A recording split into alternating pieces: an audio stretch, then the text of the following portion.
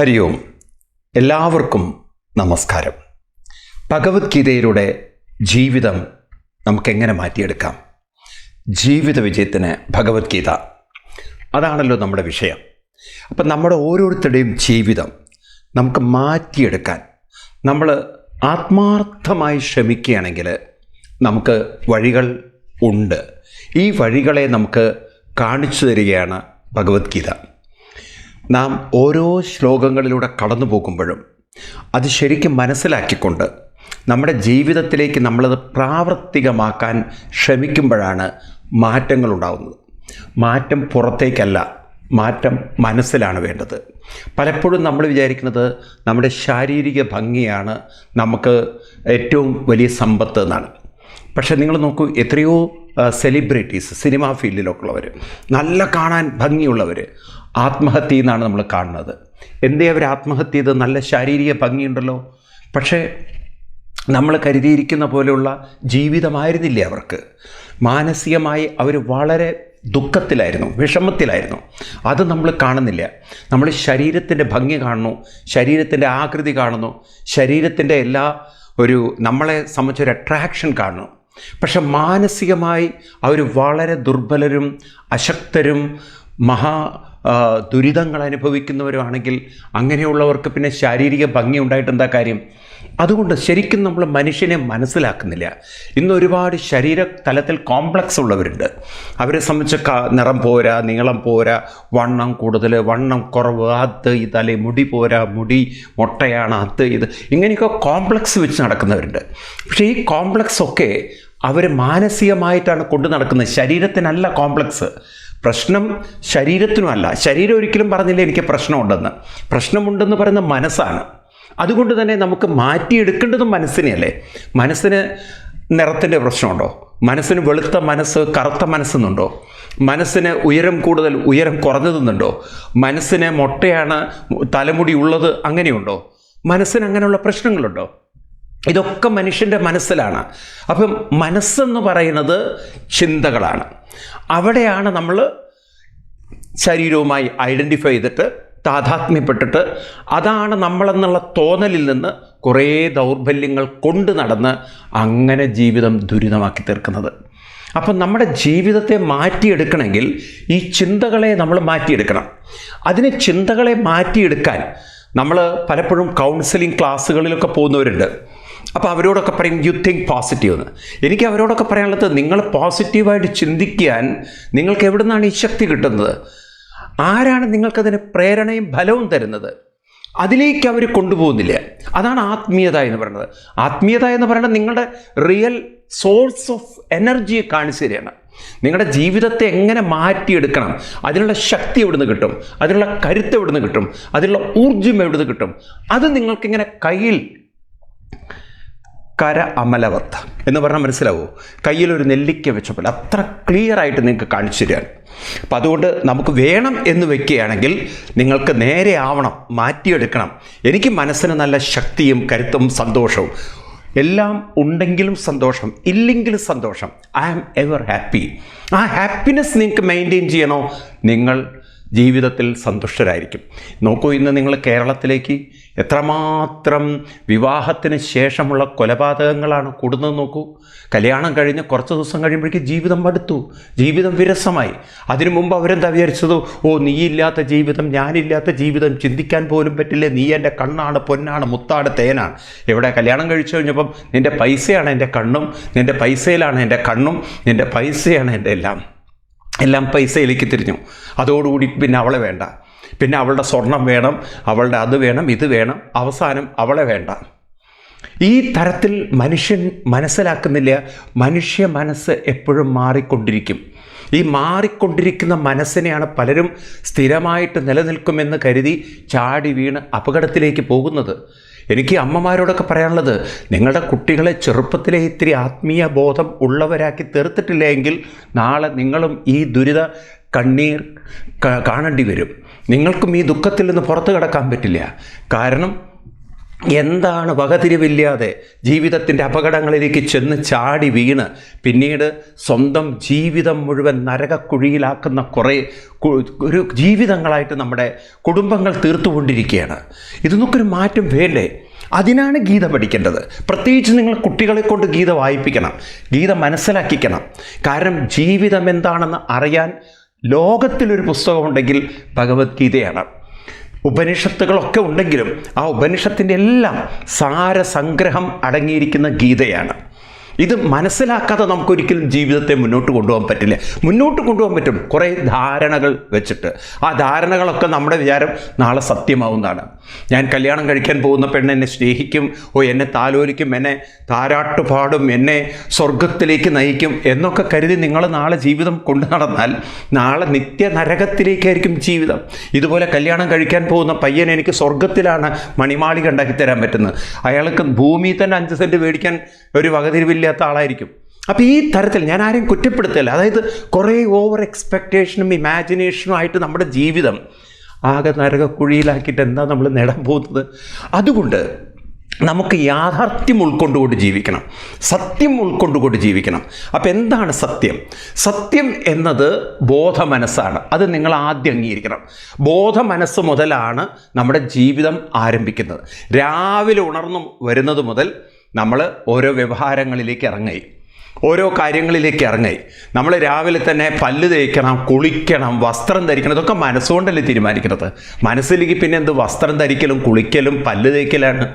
എല്ലാം നിങ്ങൾ വിചാരിക്കും ശരീരം ചെയ്യുന്നത്, പക്ഷേ മനസ്സല്ലേ തീരുമാനിക്കുന്നത്.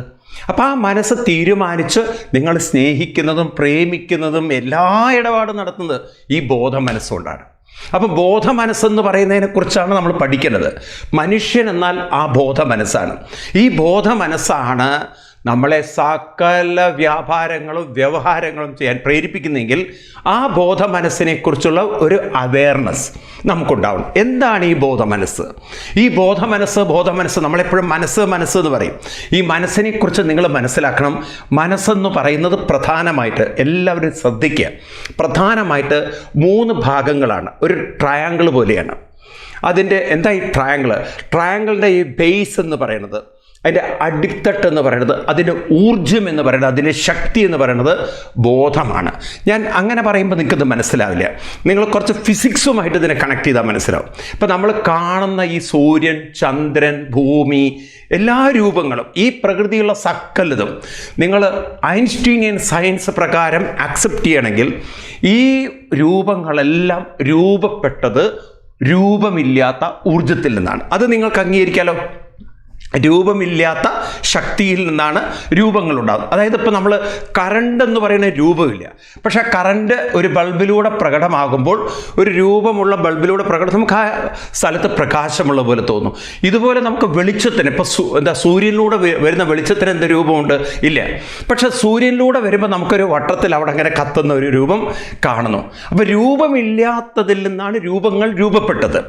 ഇത് നമുക്ക് മനസ്സിലായാൽ നമ്മുടെ മനസ്സും രൂപപ്പെടുന്നത് തീർച്ചയായിട്ടും ആ മനസ്സിലുള്ള പല രൂപങ്ങളും ഭാവനകളും ഇതൊക്കെ രൂപപ്പെടുന്നത് രൂപമില്ലാത്ത ബോധ ഊർജത്തിൽ നിന്നാണ്. അപ്പോൾ ബോധ ഊർജമാണ് ഈ ട്രയാങ്കിളിൻ്റെ ബേസ്. അപ്പോൾ ആ ബോധ ഊർജത്തിന് 2 ചിന്തകളായിട്ട് നമ്മുടെ ഉള്ളിൽ പ്രകടമാവാൻ പറ്റുന്നുണ്ട്. ഒന്ന് ഇമോഷണൽ ചിന്തകളും, 2 ബുദ്ധിപരമായ ചിന്തകളും. അപ്പോൾ ഈ ഇമോഷണൽ ചിന്തകൾ എന്ന് പറയുന്ന വികാര ചിന്തകൾ നമ്മുടെയൊക്കെ ഉള്ളിൽ കുട്ടിക്കാലം മുതലേ പ്രകടമാകുന്ന സ്നേഹം, ഇഷ്ടം, പ്രേമം, പ്രിയം, ആകർഷണം, അത് മുഴുവൻ ആകർഷണമാണ്. നമുക്ക് ഓരോന്നിനോടുള്ള ആകർഷണം, മൈൻഡ് അട്രാക്ട്. അപ്പോൾ നമുക്ക് മനസ്സിൽ ആ ബോധത്തിൽ നിന്നും ഉണരുന്ന മൈൻഡ് അതെപ്പോഴും ആകർഷിക്കും. ഇനി അതേ ബോധത്തിൽ നിന്നും പ്രകടമായതാണ് ബുദ്ധിയെ സംബന്ധിച്ച് അതെപ്പോഴും നമ്മളെ ഓർമ്മിപ്പിക്കും, അത് നമ്മളെ ചിന്തിപ്പിക്കും, അത് നമ്മളെ ചോദിപ്പിക്കും. അപ്പം നമുക്ക് ചില നമ്മളെ കരുതലുണ്ടാക്കും. നമ്മുടെ ജീവിതത്തെക്കുറിച്ചുള്ള ഒരു കരുതലുണ്ടാക്കുന്ന മുഴുവൻ ബുദ്ധിയാണ്. അപ്പം നമ്മുടെ മനസ്സ് ചെന്ന് അപകടത്തിൽപ്പെടുന്ന സമയത്ത് ബുദ്ധി ചെന്ന് ചോദിക്കും, ദേ ഇത് അപകടമാണ് കേട്ടോ, ഇത് നിനക്ക് അപകടമാണ്. ഇപ്പം ഏതൊരാൾക്കോ വാണി കിട്ടും, നമ്മളതിനെ മനസാക്ഷി എന്ന് പറയും. അപ്പോൾ ബുദ്ധി ഇങ്ങനെ വാണിംഗ് കൊടുക്കും. അപ്പോൾ ഒന്ന് നമ്മളെ കെയർ ചെയ്യുന്നതും മറ്റ് നമ്മളെ ആകർഷിപ്പിക്കുന്നതും. മനസ്സ് ആകർഷിപ്പിക്കും, ബുദ്ധി നമ്മളെ കെയർ ചെയ്യും. നിങ്ങൾക്ക് മനസ്സിലാവും. ഇപ്പോൾ കുട്ടി തന്നെ നോക്കൂ, തീയുടെ അടുത്തേക്ക് ചെല്ലുന്നു. ആ തീ തൊടുന്ന സമയത്ത് ഒരിക്കൽ കൈ പൊള്ളിക്കഴിഞ്ഞാൽ ഉടനെ ബുദ്ധി പറയും, ദേ തീ തൊടരുത്, കൈ പൊള്ളും എന്ന് ഓർമ്മിപ്പിക്കും. അത് നമ്മളെ കെയർ ചെയ്യുന്നുണ്ട്. ഇതുപോലെ എന്ത് അപകടത്തിൽ ചെന്ന് വീണതിന് ശേഷം പിന്നെ അത് റിപ്പീറ്റ് ചെയ്യില്ല. ഇപ്പോൾ കുട്ടി ഒരിക്കൽ സ്റ്റെപ്പിൽ നിന്ന് വീണാൽ പിന്നെ അവിടെ പോയി നിൽക്കുള്ളൂ. കാരണം കുട്ടിക്ക് മനസ്സിലായി, ബുദ്ധി ഓർമ്മിപ്പിച്ചു, ദേ ചെന്ന് വീഴും, കയ്യോ കാലോ മുറിയുന്നു.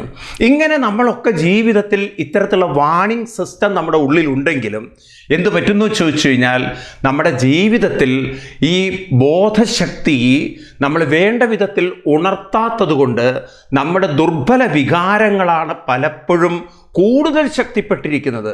നമുക്ക് ആ വേണ്ട വാണിംഗ്, വേണ്ടുന്ന കെയറിങ് വേണ്ട സമയത്ത് കിട്ടാതെ പോകുന്നത് കൊണ്ടാണ് പലപ്പോഴും അപകടങ്ങളിൽ ചെന്ന് വീണതിന് ശേഷമാണ് ബുദ്ധി പറയുന്നത്, അയ്യോ ഇതിൽ പോവേണ്ടിയില്ലായിരുന്നു, ഇതിൽ പെടേണ്ടിയില്ലായിരുന്നു, ഇതിലേക്ക് ചാടേണ്ടിയില്ലായിരുന്നു, ഇതിലേക്ക് നോക്കേണ്ടിയില്ലായിരുന്നു.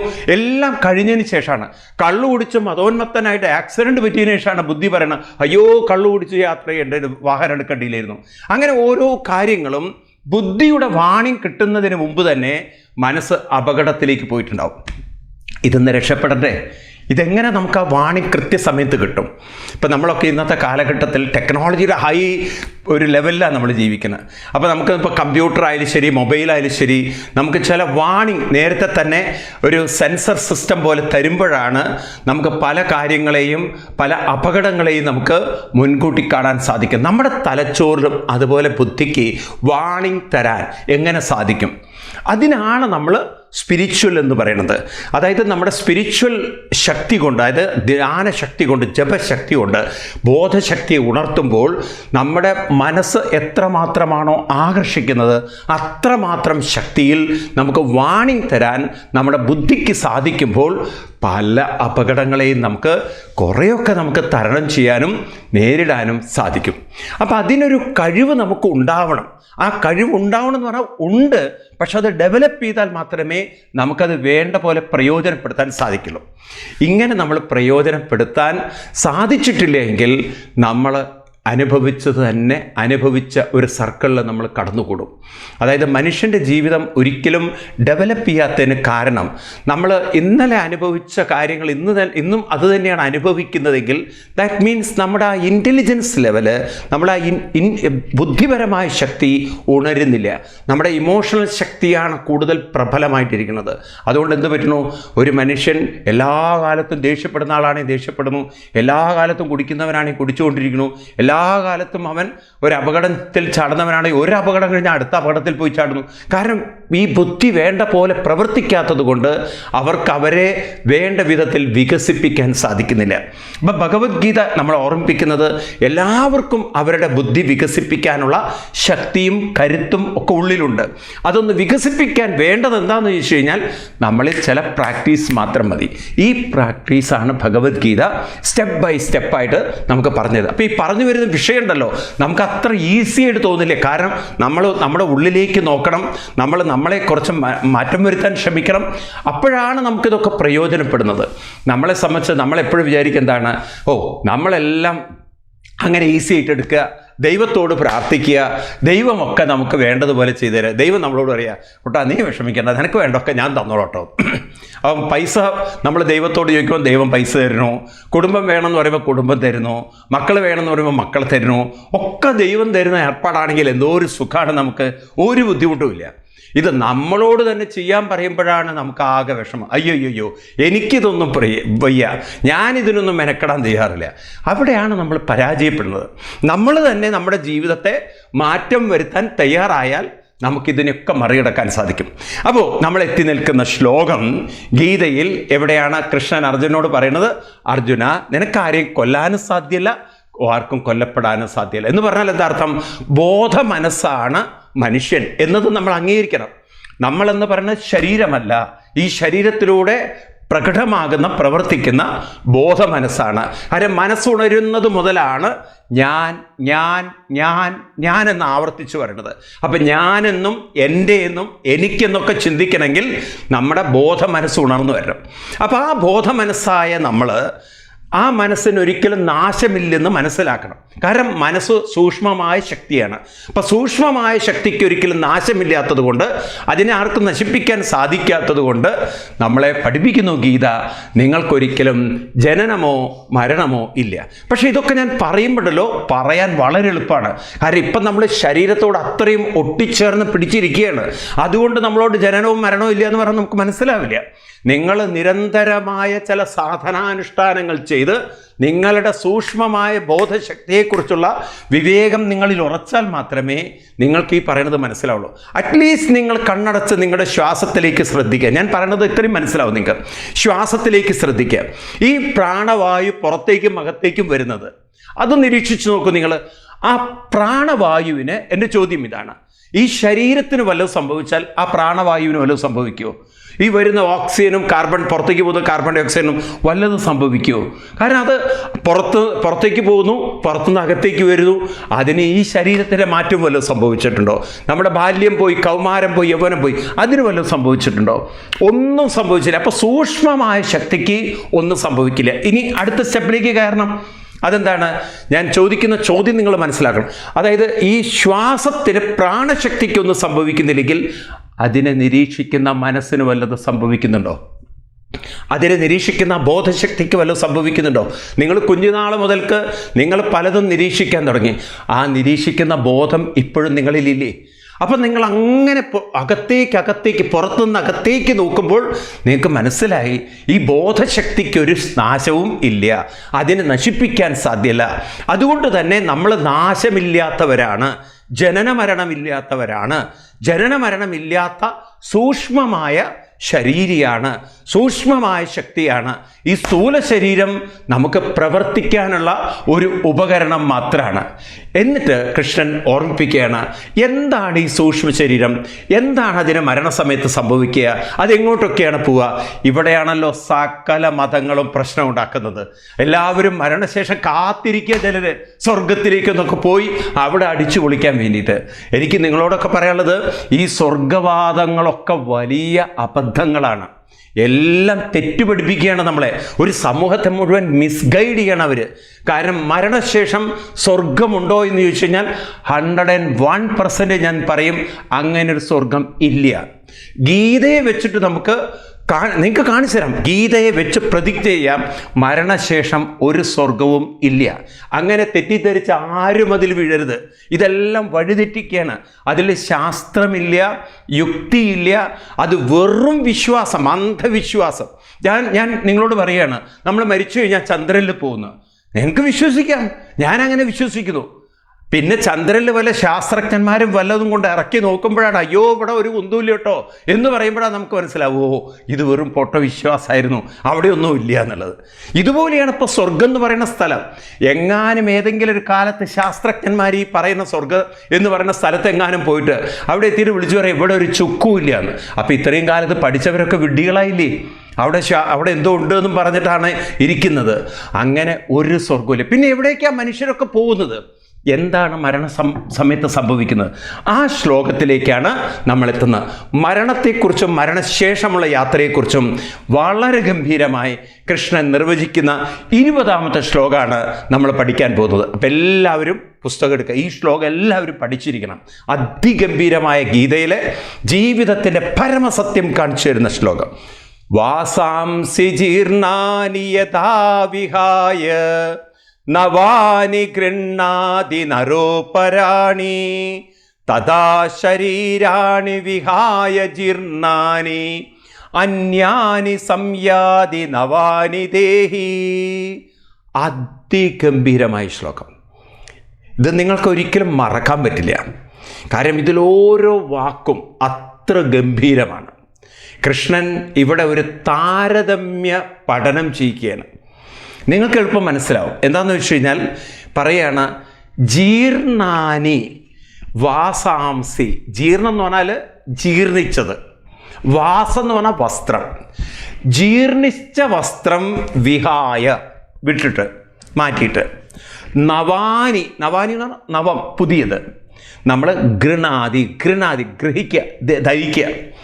അതായത് വസ്ത്രം മുഷിഞ്ഞു കഴിഞ്ഞാൽ, വസ്ത്രം കീറിക്കഴിഞ്ഞാൽ എപ്രകാരമാണോ നമ്മൾ പുതിയ വസ്ത്രം ധരിക്കുന്നത്, ഇവിടെ കൃഷ്ണനുണ്ടല്ലോ ജീർണാനി വാസാംസി പ്ലൂരൽ ഉപയോഗിച്ചു. അപ്പം നമുക്കറിയാം ഒരു ദിവസം നമ്മൾ ഒന്നിലധികം വസ്ത്രം ധരിക്കും. ഇപ്പോൾ ഉദാഹരണത്തിന് രാവിലെ തന്നെ രാത്രി കിടക്കാൻ നേരത്ത് ധരിച്ചത് രാവിലെ കുളി കഴിഞ്ഞോടുകൂടി മാറ്റി. അത് കഴിഞ്ഞ് രാവിലെ നമ്മൾ ഓഫീസ് ഡ്രസ്സൊക്കെ ധരിച്ചു. ഇനി അത് കഴിഞ്ഞിട്ട് ആ ഓഫീസ് ഡ്രസ്സൊക്കെ വൈകുന്നേരം ഓഫീസിൽ നിന്ന് വിട്ട് കഴിഞ്ഞാൽ അത് മാറ്റി. ചിലവർ വൈകുന്നേരം പുറത്തിറങ്ങുന്നുണ്ടെങ്കിൽ വേറൊരു വസ്ത്രം ധരിക്കും. അമ്പലങ്ങളിലൊക്കെ പോകുന്നുണ്ടെങ്കിൽ അങ്ങനെ ഒരു വസ്ത്രം ധരിച്ചിട്ട് വരും. അത് കഴിഞ്ഞ് രാത്രി കിടക്കാൻ നേരത്ത് അവർ വേറെ വസ്ത്രം ധരിക്കും. എന്ന് വെച്ചാൽ ലൈറ്റായിട്ടുള്ള വസ്ത്രങ്ങൾ. ഇങ്ങനെ പല വസ്ത്രങ്ങൾ നമ്മൾ ഡെയിലി ധരിക്കുന്നുണ്ട്. ഇതൊക്കെ നമ്മൾ അതിൻ്റെ സമയം കഴിഞ്ഞാൽ നമ്മൾ വിഹായ, വിട്ടിട്ട് നവാനി ഗൃണാതി, മറ്റൊരു വസ്ത്രം ധരിക്കുന്നു. അപ്പം നമ്മളൊക്കെ ഡെയിലി റൂട്ടീനിലൊരു കാര്യമാണ് കൃഷ്ണൻ പറയുന്നത്. നമ്മൾ വസ്ത്രം മാറി, പഴയ വസ്ത്രം മാറി എന്ന് വെച്ചാൽ ജീർണിച്ച വസ്ത്രം മാറി, അല്ലെങ്കിൽ മുഷിഞ്ഞ വസ്ത്രം മാറി പുതിയ വസ്ത്രം ധരിക്കുന്നു. ഇത് മനസ്സിലാക്കാൻ വല്ല ബുദ്ധിമുട്ടുണ്ടോ ആർക്കെങ്കിലും? ഇല്ല. കാരണം നമ്മൾ ചെയ്യുന്നൊരു കാര്യമാണ്. ഇതുപോലെയാണ് ഭഗവാൻ ഇനി പറയുന്നതാണ് വളരെ ശ്രദ്ധിക്കേണ്ടത്. തഥാ, അപ്രകാരം, ശരീരങ്ങളെ വിഹായ ജീർണാനി, വിഹായ വിട്ടിട്ട്, ജീർണാനി ശരീരം വിഹായ, ജീർണിച്ച ശരീരത്തെ വിട്ടിട്ട്, അന്യാനി സംയാതി, അന്യാനി എന്ന് പറഞ്ഞാൽ മറ്റൊന്ന്, നവാനി ദേഹി, അങ്ങനെ വേറൊരു ശരീരത്തെ ഗൃണാതി, നവാനി സംയാതി, ധരിക്കുന്നു, പ്രാപിക്കുന്നു. അപ്പം എപ്രകാരമാണോ പഴയ വസ്ത്രങ്ങൾ മാറ്റി നമ്മൾ സമയാസമയങ്ങളിൽ പുതിയ വസ്ത്രം ധരിക്കുന്നത്, ഇതുപോലെയാണ് ദേഹി, അതാണ് വാക്ക്. ദേഹി ശരീരങ്ങളെ വിട്ടിട്ട് പുതിയ ദേഹങ്ങളെ എടുക്കുന്നു. അപ്പം ദേഹങ്ങളെ വിടുന്നു, ദേഹങ്ങളെ എടുക്കുന്നു. ഇതാണ് ഭഗവാൻ ശ്രീകൃഷ്ണൻ നമ്മളെ ഓർമ്മിപ്പിക്കുന്നത്. ഇത് മനസ്സിലാക്കിയല്ലോ നിങ്ങൾക്കൊരിക്കലും സ്വർഗം നരകം എന്നുള്ളൊരു ചിന്തയുണ്ടാവില്ല. നിങ്ങൾക്ക് ജീവിതത്തിൻ്റെ പരമസത്യം പിടികിട്ടും. ഇത് നമ്മൾ വളരെ ആഴത്തിൽ മനസ്സിലാക്കണം. കാരണം പല മതങ്ങളും മനുഷ്യൻ്റെ അജ്ഞത മുതലെടുത്തുകൊണ്ട് പാവങ്ങളെ വഴിതെറ്റിക്കുന്നത് മുഴുവൻ ഈ ഒരു ശാസ്ത്രീയമായ സത്യം ഭഗവാൻ കൃഷ്ണൻ പറഞ്ഞു തരുന്നത് പഠിക്കാത്തത് കൊണ്ടാണ്. അവർ അന്ധവിശ്വാസത്തിൽ ഉറപ്പിച്ചിരിക്കുകയാണ്, അന്ധമായി ഉറപ്പിച്ചിരിക്കുകയാണ് സ്വർഗമുണ്ടെന്ന്. ദൈവമായിട്ട് നിങ്ങളോട് ഉറപ്പിച്ചു പറയുകയാണ്, അങ്ങനെ അന്ധവിശ്വാസങ്ങൾ നിങ്ങൾ കുരുങ്ങരുത്. നമുക്ക് വേണ്ടത് ശാസ്ത്രീയമാണ്. നോക്കൂ, ഒരു മൊബൈൽ ഉപയോഗിക്കുമ്പോൾ അന്ധവിശ്വാസത്തിലാണോ ഉപയോഗിക്കുന്നത്? അതിനൊരു ശാസ്ത്രമുണ്ട്, അതിനൊരു സയൻസ് ഉണ്ട്. നിങ്ങളുടെ വീട്ടിൽ വയറിംഗ് ചെയ്തിരിക്കുന്നത് അന്ധവിശ്വാസത്തിലാണോ? നിങ്ങൾക്ക് തോന്നിയതുപോലെ അങ്ങോട്ട് ഞാൻ വിശ്വസിക്കുന്നു, എനിക്ക് തോന്നിയതുപോലെയൊക്കെയാണ് ഞാൻ ചെയ്യും, അങ്ങനെ അന്ധവിശ്വാസത്തിലാണോ? അതിനൊരു ശാസ്ത്രമുണ്ട്. ഇപ്പോഴിതാ വൈറസ് വന്നിരിക്കുന്നു, കൊറോണ വൈറസ് വന്നിരിക്കുന്നു, എനിക്ക് തോന്നിയതുപോലെ ജീവിക്കും. അങ്ങനെ ജീവിക്കാൻ നിങ്ങൾക്ക് പറ്റുമോ? അതിനൊരു ശാസ്ത്രമുണ്ട്. മാസ്ക് ഇടണം എന്ന് പറഞ്ഞാൽ മാസ്ക് ഇടണം. കാരണം മാസ്ക് ധരിക്കുന്നത് നമ്മുടെ ഉള്ളിലേക്ക് വൈറസ് കയറാതിരിക്കുന്നു, നമ്മൾക്കുണ്ടെങ്കിൽ അത് മറ്റൊരാൾക്ക് കൊടുക്കാതിരിക്കാൻ വേണ്ടിയിട്ടാണ്.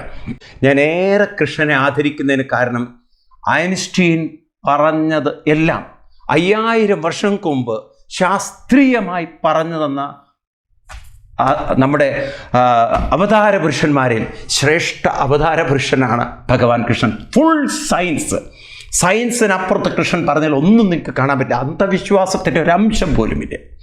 അങ്ങനെയുള്ള കൃഷ്ണൻ നമുക്ക് പറഞ്ഞു തരുന്ന ഈ ജീവിത സത്യം നമുക്ക് അടുത്ത ക്ലാസ്സിൽ വളരെ ഡീറ്റെയിൽ ആയിട്ട് നമുക്ക് നോക്കാം. സമയം ഇന്നതിന് അനുവദനീയമല്ല. നമുക്ക് നാളെ ഇതേ സമയം വീണ്ടും കാണുന്നത് വരെ എല്ലാവർക്കും നന്ദി, നമസ്കാരം, പ്രണാമം. ഹരി ഓം.